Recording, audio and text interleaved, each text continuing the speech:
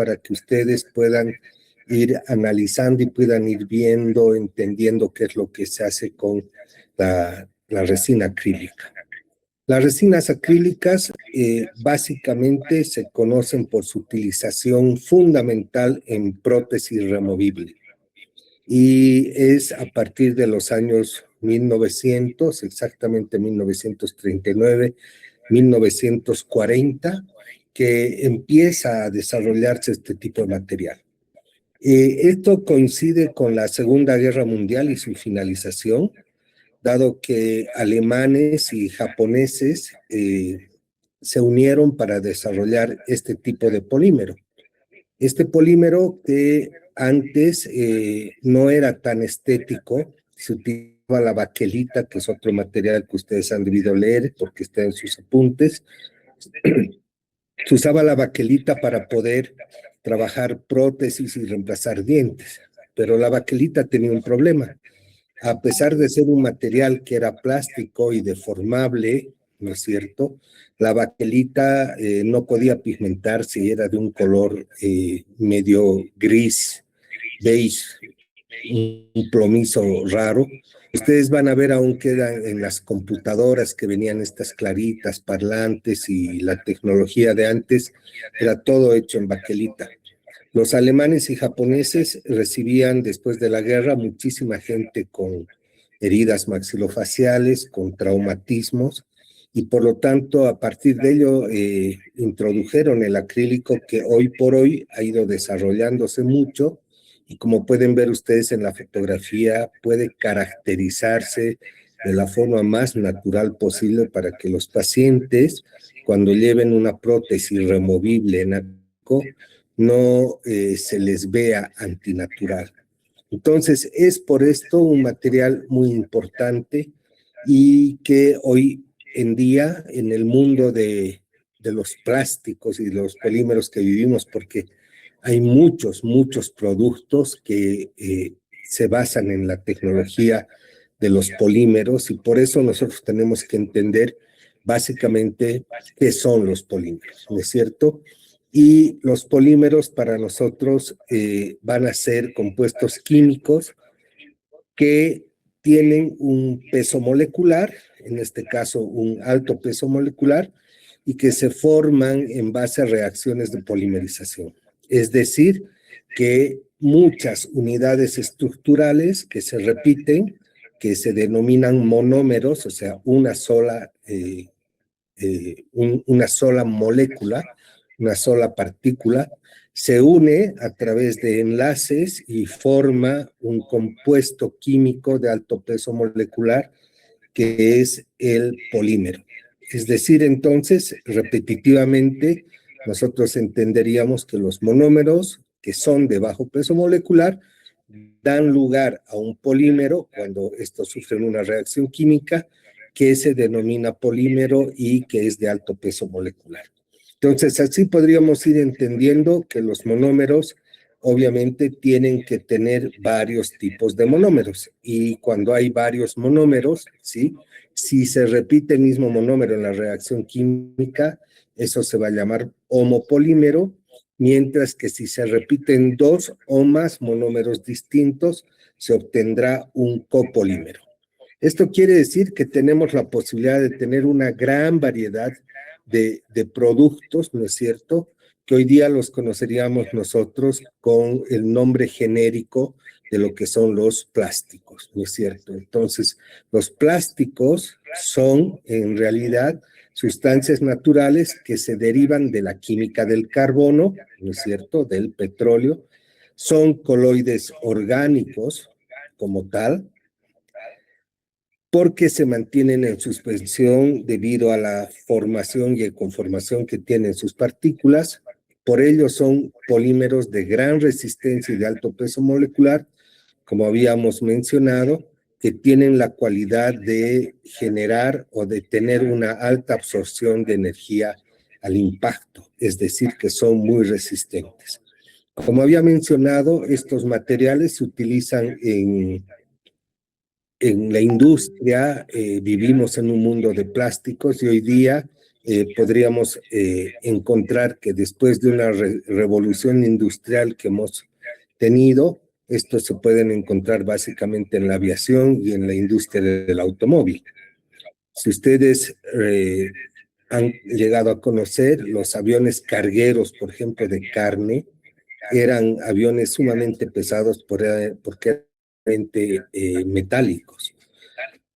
Y los autos también. Entonces, los autos tenían una chapa metálica muy gruesa, que era lo que le daba resistencia al automóvil como tal. Hoy en día, ya básicamente la mayoría de ellos son hechos en base a fibra de vidrio con algún tipo de polímero asociado, lo que hace que el producto, o en este caso el avión o el automóvil, sea de alta resistencia, mucho más liviano y de un alto peso molecular. Entonces sería muy resistente al impacto. En la industria textil también existen plásticos, están el nylon, los acetatos, el rayón, el dacrón, el poliéster, que son en realidad productos que nosotros usamos a diario.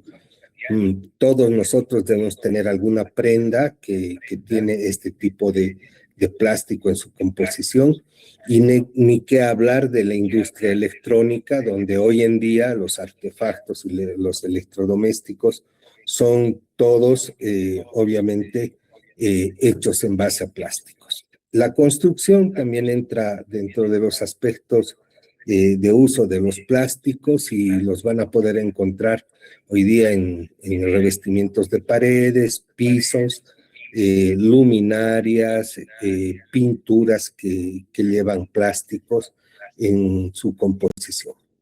Para nosotros estos polímeros o estos plásticos se van a denominar en odontología resinas acrílicas, ¿no es cierto? Y para ello también tenemos que saber responder qué son las resinas acrílicas, porque conceptualmente estas resinas acrílicas deberían tener la posibilidad de, como les explico, deberían tener la posibilidad de diferenciarse de alguna manera al momento que estamos nosotros aprendiendo y estudiando sobre ellas. Las resinas acrílicas entonces son también materiales plásticos que se derivan del etileno, ¿no es cierto?, y que contienen un grupo vinilo. Estas resinas acrílicas que se usan en odontología tienen una derivación del ácido acrílico y del ácido metacrílico, además de algunos ésteres que se obtienen de estos ácidos, ¿no es cierto?, y que se unen a radicales diferentes, lo cual generan monómeros de base de esas resinas, que son el acrilato de metilo y el metacrilato de metilo. Entonces nosotros vamos a entender que las resinas acrílicas, ¿sí?, en odontología están derivadas del ácido acrílico y del ácido metacrílico. Esto genera las propiedades del producto y de los materiales, y nosotros vamos a entender que estos productos tienen que tener varias propiedades que los convierten en productos ideales, ¿sí? Entonces, estos como productos ideales van a tener la posibilidad de darnos a nosotros las características básicas que necesitamos de uno de estos materiales. Primero, que estos materiales se utilizan muchísimo en personas de la tercera edad y en pacientes que, aunque jóvenes, llegan a perder los dientes. Entonces, una de las formas de rehabilitar a los pacientes, de devolverles la posibilidad de hablar, de masticar, de sonreír, es obviamente una prótesis total, una prótesis parcial hecha en acrílico, que hoy por hoy son materiales tan utilizados, tan comúnmente utilizados en la odontología, que obviamente son materiales muy accesibles. Y por lo tanto, las propiedades ideales de estos materiales tienen que ver con que para el paciente estos materiales sean de alta resistencia y de gran longevidad, o sea, que duren mucho, no se rompan, que sean estables ante cambios térmicos, que tengan estabilidad dimensional, que no cambien de tamaño, no cambien de forma, que tengan estabilidad química, es decir, que no se solubilicen en la boca de los pacientes, que no cambien de color, ¿no es cierto? Y por lo tanto, como mencioné hace un momento, que sean insolubles. O sea, esa estabilidad química le da la posibilidad de ser insolubles a este tipo de materiales. Y por lo tanto, cuando nosotros tenemos estos materiales, ¿sí? Vamos a poder entender que estas propiedades, que son las ideales en los materiales resinosos, acrílicos, es la gran aplicación que puede tener estos productos. En base a todas estas propiedades, podríamos entender las aplicaciones que tienen estos materiales. Entonces, la aplicación viene en diferentes áreas de la odontología. En este caso, podríamos hablar de prótesis, por ejemplo, y la prótesis que se divide en prótesis fija, donde nosotros podemos tener coronas acrílicas semipermanentes, es decir, que podemos hacer una rehabilitación, una restauración, una recuperación de una pieza dentaria con una corona acrílica y considerarla semipermanente, porque cuando está muy bien trabajado el material, tiene una larga duración. Sin embargo, algunos acrílicos de menor calidad se utilizan como coronas temporales, ¿no es cierto? Y vamos a ver después algunas resinas fluidas que se utilizan en la confección de muñones y que son resinas calcinables. En prótesis removible, aquellos elementos, dispositivos que hace el odontólogo y que tienen que entrar y salir de la boca, son para prótesis totales o parciales, reparaciones y rebasado de prótesis. Reparación quiere decir que utilizamos este producto para poder pegar cuando sufre una fractura, para poder recuperar un área fracturada, porque este material tiene la posibilidad de ser reparable, es decir, es compatible con otra resina acrílica. Y rebasado quiere decir cuando el paciente pierde los dientes, el paciente sufre un proceso fisiológico que es de reabsorción ósea. Entonces las prótesis quedan como sueltas porque el hueso se achica por dentro literalmente, y lo que tenemos en odontología es la posibilidad de usar una resina acrílica diferenciada de las de base que nos sirven para ser rebasados. Tenemos la posibilidad de hacer planos oclusales cuando nosotros tenemos problemas de oclusión, planos de relajación, guías de desoclusión que se llaman jigs, ¿no es cierto? Y en laboratorio lo que vamos a hacer en la facultad en este periodo es tratar de comprender cómo se logra hacer una cubeta de impresión que vendría a ser una cubeta de impresión personalizada de acuerdo a las impresiones que vayamos a tomar. Entonces, estas cubetas de impresión se llaman cubetas individuales y pueden estar hechas de este material de resina acrílica. Se puede hacer igual modelos de trabajo, se pueden utilizar productos para mocap, o sea, que son para hacer una especie de estudio previo a hacer el tratamiento definitivo. En implantes se utiliza el acrílico para ferulizar abutments, que son las piezas que conectan el medio externo con el interno, que es el implante. Se pueden hacer guías quirúrgicas, ¿no es cierto? Se pueden utilizar diferentes tipos de acrílicos, por ejemplo, los fluidos para hacer reposicionamiento y hacer soldadura en barras Dolder sobre implantes. Placas de retención, como ven en la fotografía, estas plaquitas de retención que están hechas en colores, son translúcidas, transparentes, pero que tienen tonalidad azul, verde, roja, etcétera, lo que ustedes quisiesen, y se utilizan como placas de retención en ortodoncia, que son las que al terminar el tratamiento ortodóntico, el profesional les va a dar o les va a indicar. En operatoria, para confección de patrones, para incrustaciones, en vez del uso de la cera, para hacer recuperación de guías, etcétera.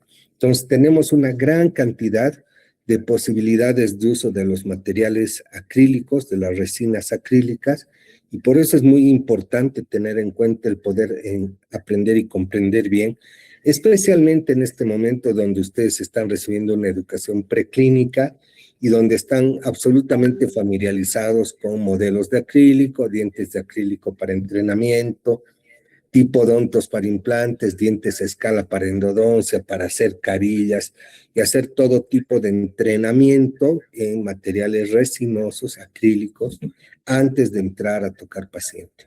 Lo que estamos haciendo ahora nosotros es tratar de, con el emuflado, obtener un modelo, en este caso estamos haciendo un solo maxilar, un modelo superior con dientes de Iborita, bien en el cual podríamos colocar un implante, podríamos hacer coronas que nos sirven para educar a los pacientes, podríamos hacer dientes de acrílico con la parte pulpar por dentro para que pueda entender la gente qué es un tratamiento de conducto. O sea, todo esto sirve muchísimo y realmente son ustedes los que deberían, en este caso, poder hacer sus propios modelos una vez que dominen el uso del acrílico para poder tener material de trabajo y para poder explicar. Y el otro elemento para el cual se usa muchísimo hoy día el acrílico es para la temporalización, ¿sí? De coronas provisionales que tienen que tener las mismas características de una corona definitiva. Entonces, algunos vienen como en esta imagen de la derecha, vienen en forma de, o sea, ya cubetas de stock, coronas de stock que se rellenan con acrílico para el tipo de diente que uno está rehabilitando, o las de la izquierda que se hacen en el laboratorio ya con mucha más precisión, con terminados y pulidos adecuados para que estos no irriten las encías o los tejidos periorales. Entonces, como ustedes pueden ver, se pueden hacer muchísimas cosas con este tipo de productos y esto ha de servirnos a nosotros para entender que si hay varias aplicaciones, es probable que hayan también varios tipos de resinas acrílicas.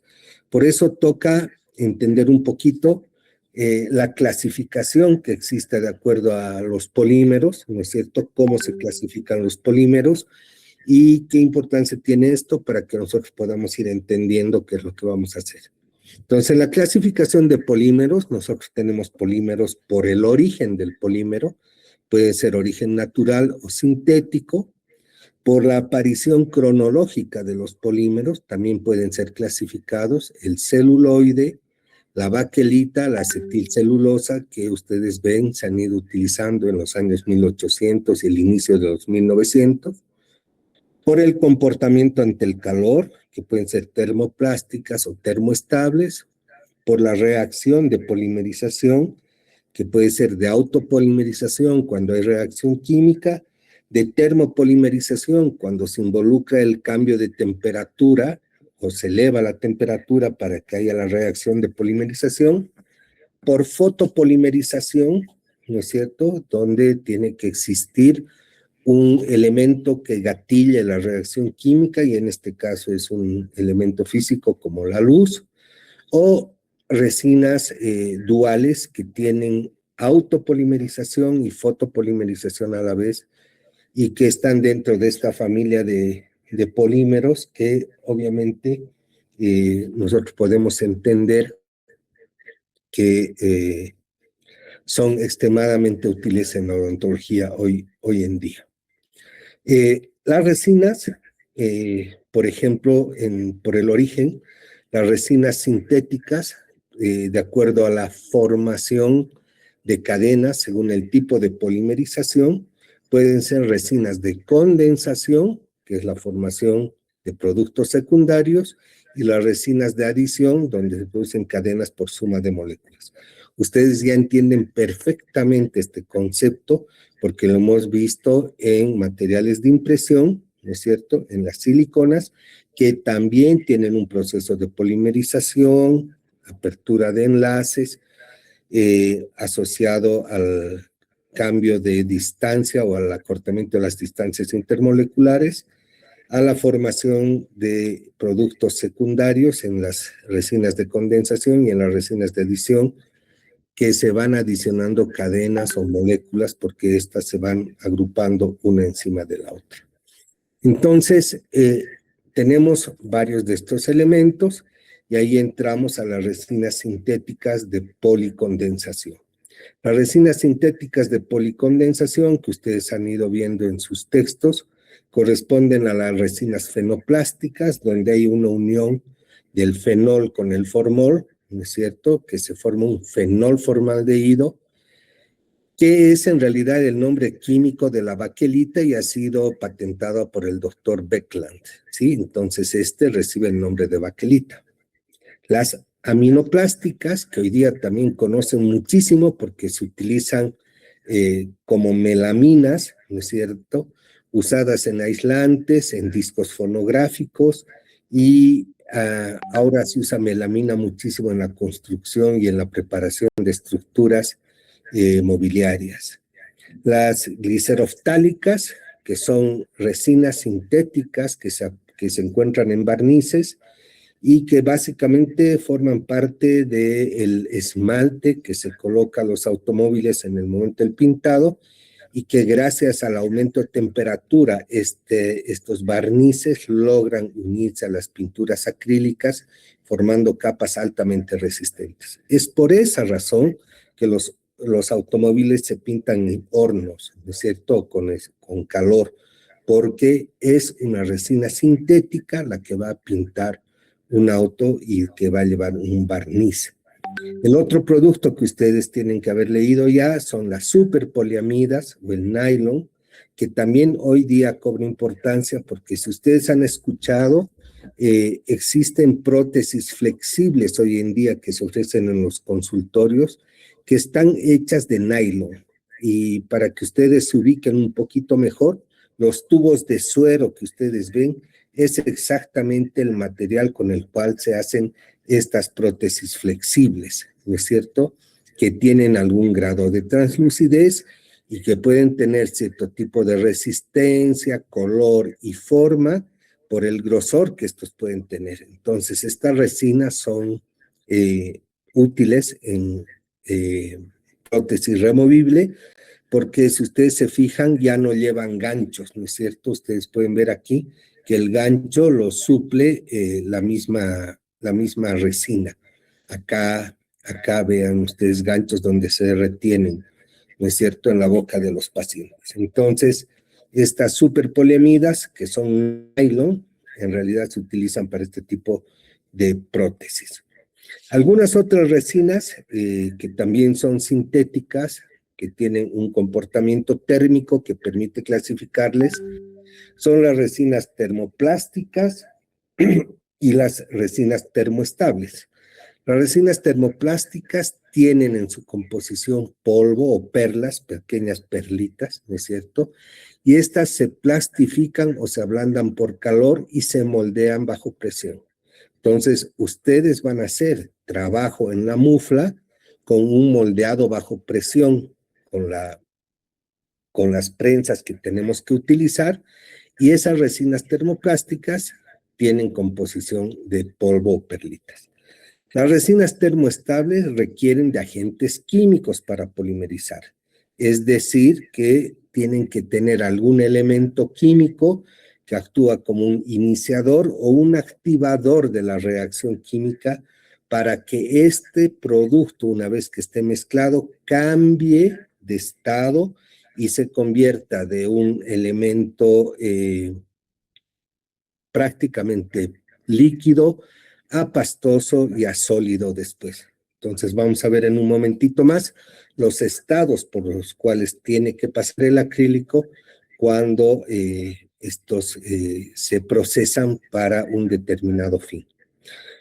Entonces, cuando es por calor, vamos a denominar a estas resinas sintéticas por su comportamiento térmico como resinas termocurables. ¿Sí? Las resinas con activadores químicos, ¿no es cierto?, se denominan resinas autopolimerizables, porque estas presentan cambios químicos durante el proceso de endurecimiento o de cambio de estado, es decir, durante su proceso de polimerización. Son autopolimerizables porque esta reacción química no la podemos controlar, ya viene incorporada por los elementos que componen al material. Y por lo tanto, apenas se mezcla polvo y líquido, estos empiezan a sufrir cambios químicos que son parte del proceso de polimerización.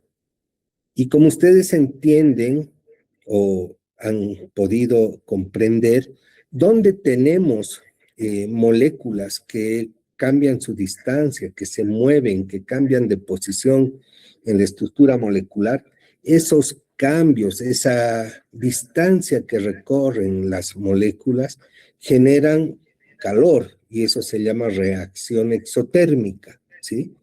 Que en casi todos los materiales que polimerizan, la reacción exotérmica es importante, sin embargo, en algunos materiales es imperceptible, no así en los acrílicos, donde elevan muchísimo su temperatura al momento de generar su proceso de polimerización. Y por eso en la clasificación hay moléculas que polimerizan en frío, que son las resinas bisacril, que vamos a ver en la próxima clase. Sí, estas resinas bisacril que son espectaculares para utilizar y que hoy por hoy solamente vienen en este tipo de presentaciones comerciales con cartuchos y tubos de automezcla que también ya ustedes conocen porque los utilizamos en las siliconas de adición. ¿Sí? Entonces, hay varios elementos que hay que ir analizando y por ello en la clasificación vamos a ver también aquellos materiales resinosos que tienen activadores de tipo químico, los autopolimerizables para rebasados. Estos productos son una especie de resina acrílica que se utiliza para acondicionar tejidos. ¿Qué quiere decir esto? Cuando hacemos una cirugía en un paciente con implantes y hemos previsto colocar al paciente una prótesis que va a ser intermediaria, ¿sí? Temporal, mientras se produzca la cicatrización de los implantes, podemos acondicionar las prótesis con estos tipos de resinas, que son para rebase blando, ¿no es cierto?, pero que tienen una duración mínima porque exactamente tienen que durar la cantidad de tiempo suficiente para lograr la cicatrización. Entonces hay rebases blandos resilientes y rebases blandos de larga duración. Químicamente ellos cambian de acuerdo a la empresa que los vaya a vender, ¿no es cierto? Y cada uno de ellos tiene entonces características diferenciadas. No son materiales de base, son para rebase de prótesis. Tenemos también dentro de los acrílicos que hoy día permiten hacer un trabajo sumamente acelerado y son los acrílicos que se polimerizan en microondas. Estos acrílicos tienen una muy buena resistencia, muy buenos valores de resistencia, módulos de elasticidad, muy poca absorción en agua, menos solubilidad, ¿no es cierto? Y la diferencia está en que si yo tengo que utilizar una mufla con un acrílico termopolimerizable, tengo un ciclo que cumplir que muchas veces es de horas. Mientras que con los acrílicos por microondas, en alrededor de 5 minutos la prótesis está ya polimerizada. Estos son acrílicos que tienen también cambios en su composición y que se utilizan con muflas especiales que entran a los microondas, ¿no es cierto?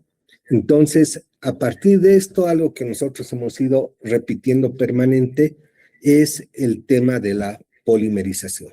Como hemos visto, hay acrílicos que pueden polimerizar en 5 minutos, acrílicos que polimerizan en 10, 15, 20 minutos, los autopolimerizables y acrílicos termopolimerizables que tienen que cumplir un ciclo de horas.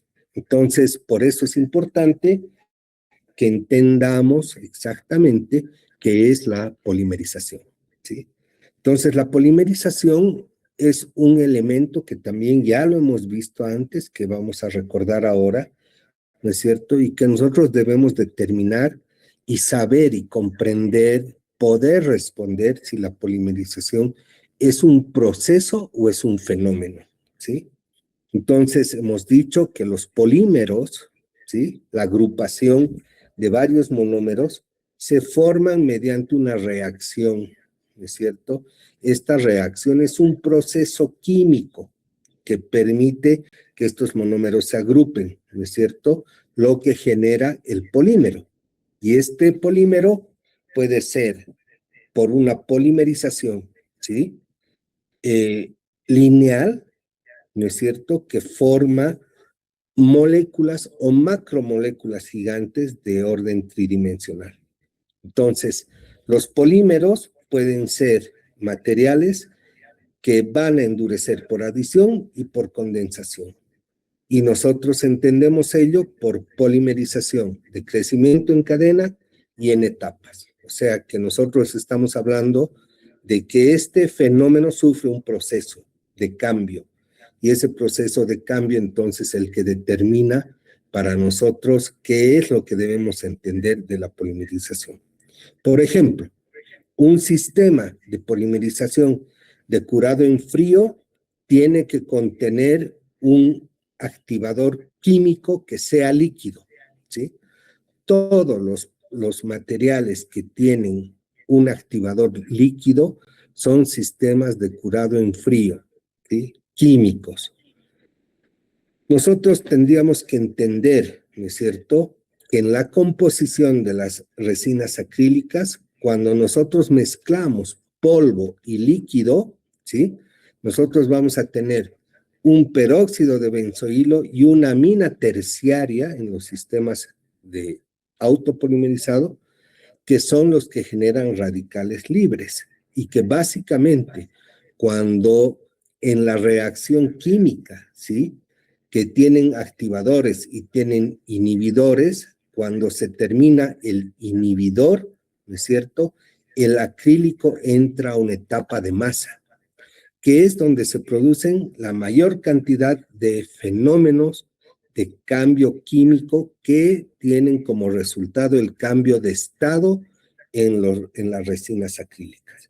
Eso quiere decir que estamos hablando, ¿no es cierto?, de que cuando estos fenómenos que están aquí ejemplificados, recién vamos a entender que ha procedido o ha ocurrido la polimerización de este tipo de resinas.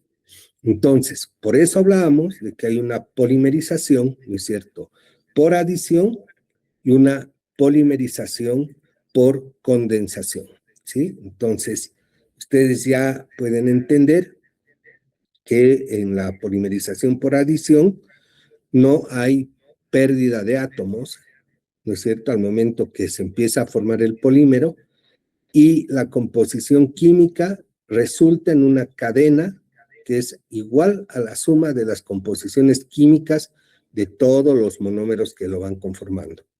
O sea, el polímero final es la suma del polímero 1 más el polímero 2, 3, 4, así hasta n polímeros que se vayan a formar, ¿sí?, a través de cada monómero.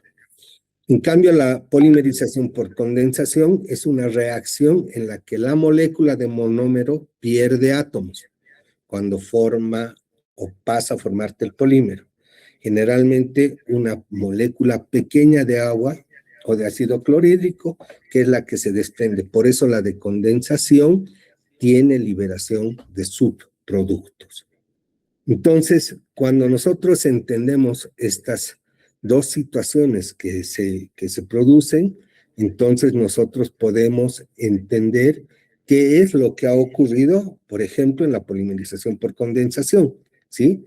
Que este grupo de polímeros forman cadenas, ¿no es cierto?, que estas cadenas generan subproductos secundarios, que pueden ser agua, alcoholes o productos halogenados, y que estos interfieren en la formación de cadenas, ¿no es cierto?, imposibilitando la formación de moléculas gigantes. ¿Quiénes tenemos como materiales que hacen polimerización por condensación? Tendemos a la baquelita, los poliuretanos, el nylon, materiales de impresión a base de siliconas, mercaptanos, que nosotros ya hemos visto también con detalle. En cambio, en la polimerización por adición, ¿sí? Hay o son grupos de polímeros que forman verdaderas estructuras macromoleculares y son las que mejores propiedades mecánicas tienen, ¿sí? Porque este es un proceso de formación de cadenas que se realiza por adición, o sea, se va adicionando un monómero a otro, forma una cadena muy estable porque además no existe la generación de subproductos. Y al no existir la generación de subproductos, ¿no es cierto? Estos monómeros pueden generar sus enlaces libremente y estos enlaces son bastante estables. Entonces, los monómeros no saturados forman, en este caso, dobles enlaces. El hidrógeno y el carbono que forman entre carbonos el doble enlace en la reacción química de los materiales que hacen reacción por adición, ¿no es cierto? Entonces, ya dentro de la reacción química, por ejemplo, entonces podríamos analizar el etileno, ¿no es cierto? Que tiene carbonos, hidrógenos, que tiene ahí un iniciador que es el peróxido de benzoilo, que tiene que haber una presencia específica de calor, ¿no es cierto? Porque hay un activador térmico y un activador químico que es la amina terciaria.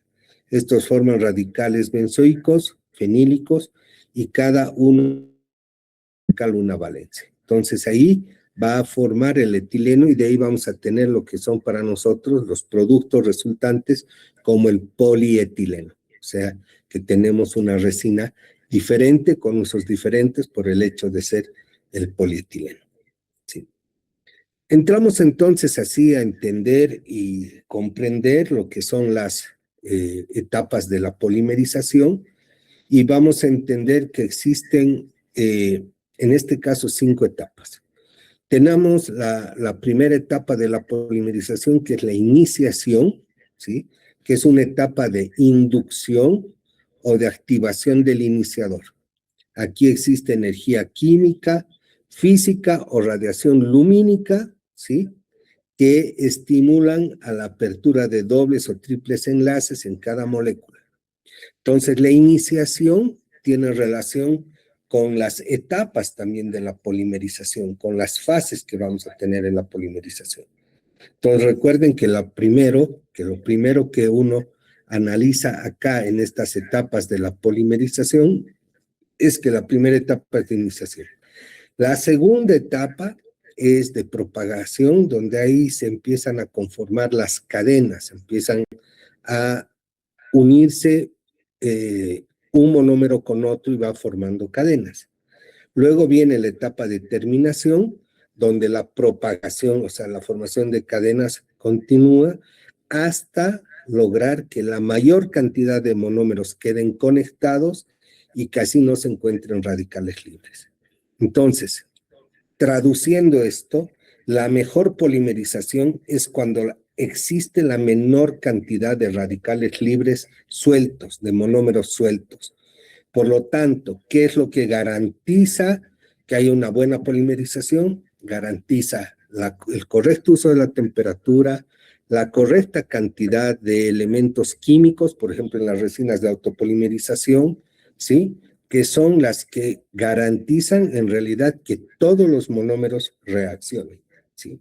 Viene ahí después una otra etapa, que es la transferencia de cadena, que es la activación de una cadena a otra cuando estos ya han terminado de unirse. Generan crecimiento, por lo tanto, en dicha cadena, y esta es la razón por la cual aumenta el peso molecular del producto. Antes eran monómeros de bajo peso molecular y luego por transferencia de cadena y activación de cadenas, ¿sí? Crecen y esta aumenta el peso molecular. La última etapa es la inhibición de la polimerización, ¿sí? Que es un proceso de polimerización que no termina. En muchas de las resinas que vamos a ver en el transcurso del año, los materiales resinosos tienen en su superficie un área que está inhibida, ¿sí? El área inhibida. ¿Qué la inhibe? inhibe el oxígeno, inhiben impurezas. Por lo tanto, esas son zonas donde básicamente no van a existir productos formados, o sea, donde el proceso de polimerización no ha terminado.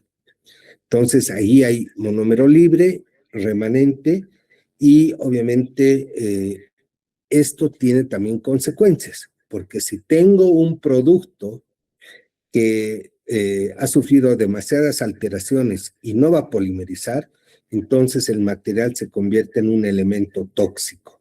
Y ese elemento tóxico obviamente genera lesiones y problemas, en este caso superficiales a la mucosa de los pacientes. Por ejemplo, en las resinas, que a veces por apurados los de un laboratorio, en vez de hacer un curado térmico, utilizan una resina de autocurado, les gana el tiempo y nos traen una prótesis que puede estar mal curada y eso genera después úlceras en la boca de nuestros pacientes.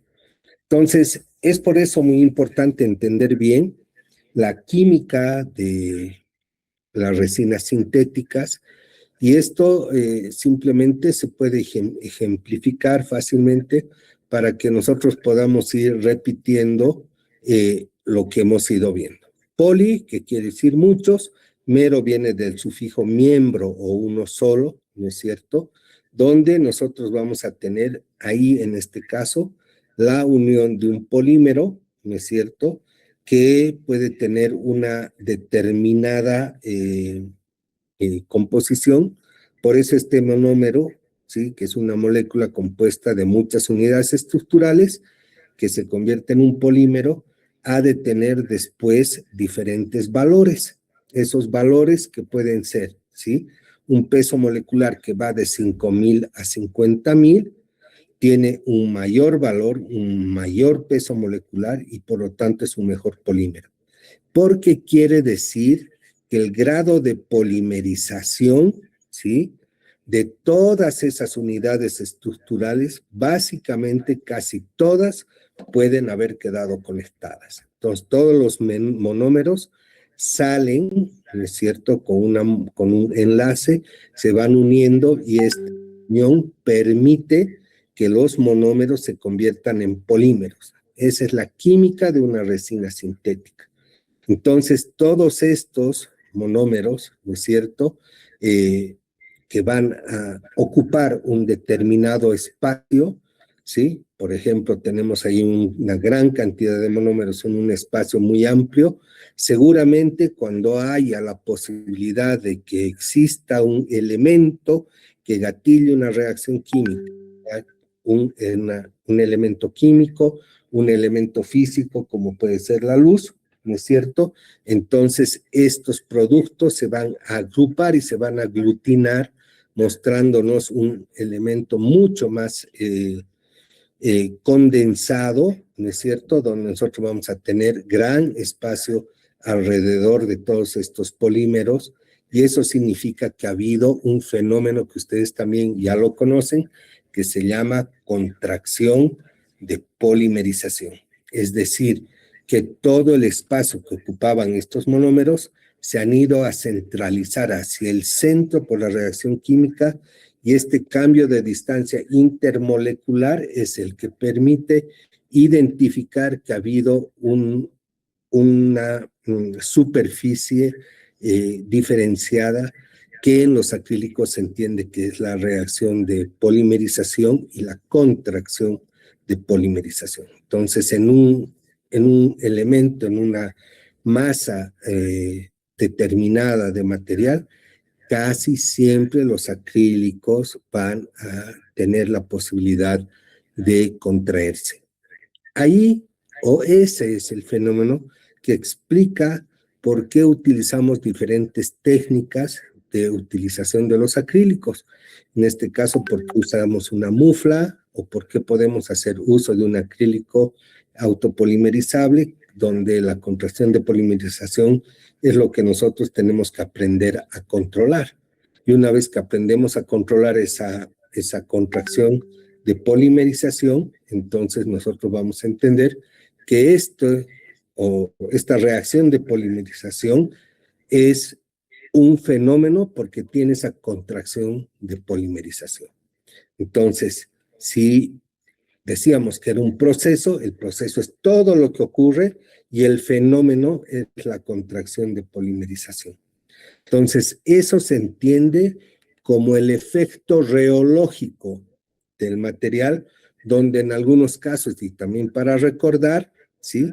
La contracción de polimerización se da en un tipo de material y, por ejemplo, la expansión se da en otro tipo de material. Entonces, ¿qué va a ocurrir o cuál es la reología de una resina acrílica? Es que como resultado de la conversión de monómero a polímero ocurre la contracción de polimerización, ¿sí? Este fenómeno hace referencia a la reducción del volumen de la masa de la resina durante el proceso de polimerización. De esta manera, la resina se contrae o se encoge hacia el centro de la masa. Eso es bien importante entender, especialmente cuando hablemos de llenar espacios que tienen más de una pared y donde la contracción de polimerización es un problema de la odontología que no está totalmente resuelto. Entonces, entendiendo estos fenómenos de contracción, de reacción química, ¿sí? Tenemos que entender básicamente la composición de estos materiales para entender bien qué es lo que ocurre en base a lo que cada uno de ellos tiene. Nosotros hemos dicho que el acrílico en realidad está compuesto por cientos de millones de perlitas, ¿no es cierto?, que hacen que el producto sea un polvo muy fino, que tiene diferentes grados de color, ¿no es cierto?, pero que básicamente una de sus características es que tienen que ser translúcidos, porque todas las esferas de estas perlitas que estamos hablando son básicamente transparentes. Entonces se utilizan pigmentos para darle un determinado color a los materiales. Las resinas acrílicas, por lo tanto, tienen un polvo, ¿no es cierto? O sea, tiene una parte activa que es el polvo, y este polvo lo que es un polimetacrilato, ¿sí? El polímero de acrílico, que se llama polimetacrilato, que tiene acá un iniciador de la reacción, que es el peróxido de benzoilo, que puede tener pigmentos y tintes, de acuerdo al color que uno quiere utilizar, que tiene fibras orgánicas teñidas que cuando se hace una prótesis, estos se ven como pequeños vasos, ¿sí? Que están en la encía y que sirven para darle otro aspecto a la prótesis.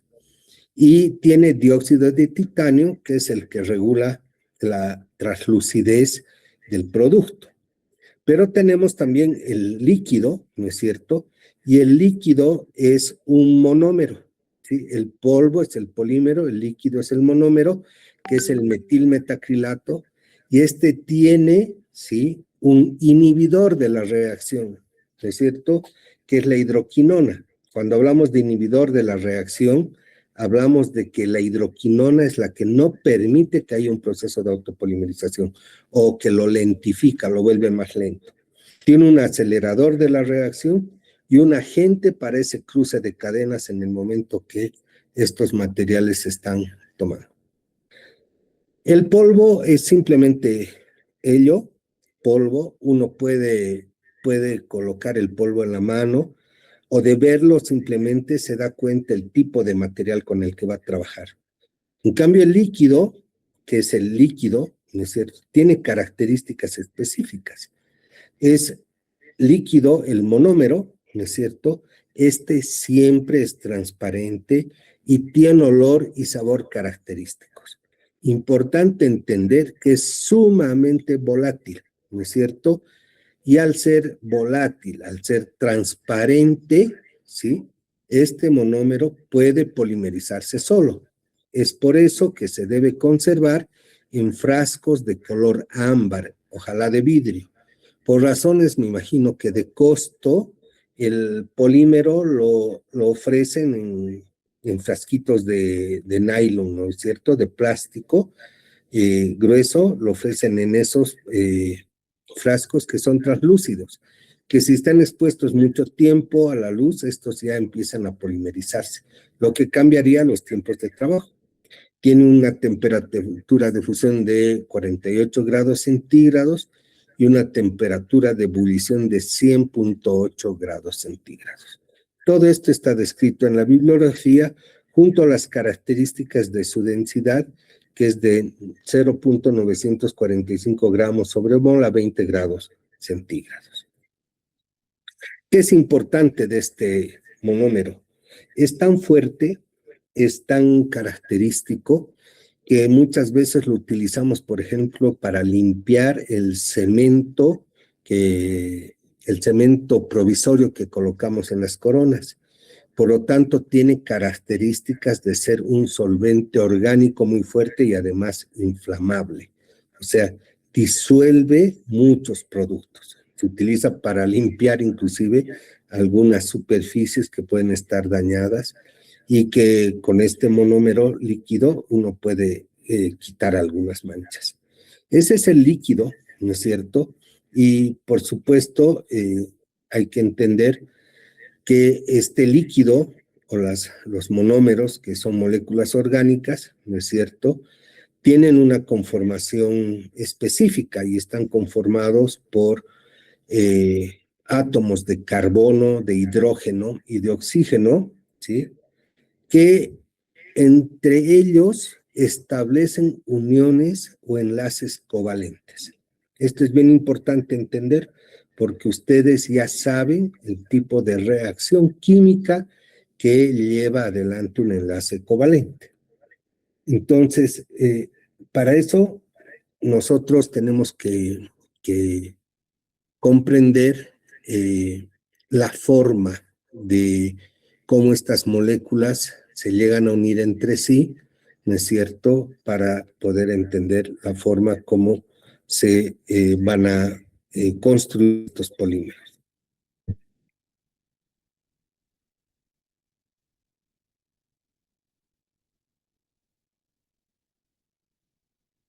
En todos los casos,